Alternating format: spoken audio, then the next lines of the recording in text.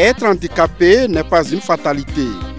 Mathieu Sidi, socio-anthropologue de formation, est devenu malvoyant depuis décembre 1994. Il se souvient comme si c'était hier.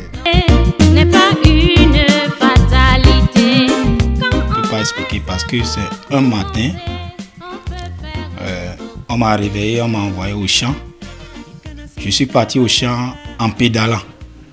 Je suis parti avec un vélo. Mais arrivé au champ, le travail pour lequel on m'a demandé d'aller, je suis allé, je le faisais.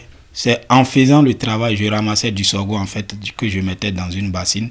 C'est en faisant ce travail que je me redresse et je vois la nature floue. Je frotte le visage, je vois que ça s'empile.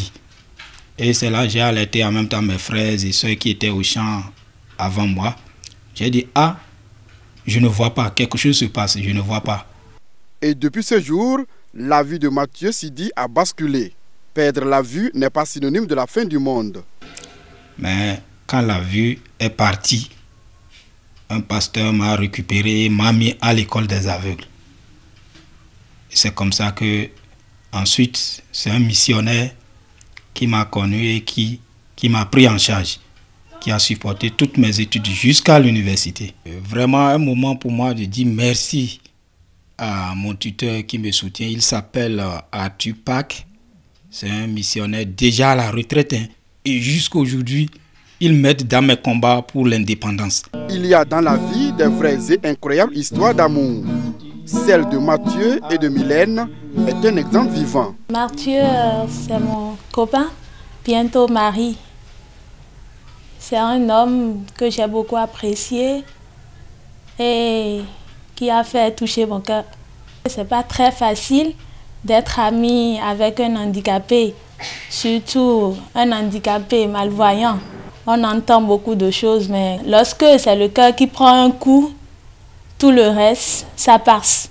La passion de Mathieu Sidi pour le journalisme date de longtemps. Pour y arriver, l'homme passe de radio en radio pour les stages. Mesdames et messieurs de la régionale de l'ORTB, bonsoir et bienvenue sur votre émission 100% reggae de ce jeudi 29 novembre de l'an 2018. Mathieu Sidi marche déjà dans les pas des aînés dans la profession à la direction régionale de l'ORTB en vue de concrétiser son rêve. Mon souhait, c'est de devenir un grand journaliste comme mes chefs. Ses talents sont bien reconnus par ses encadreurs.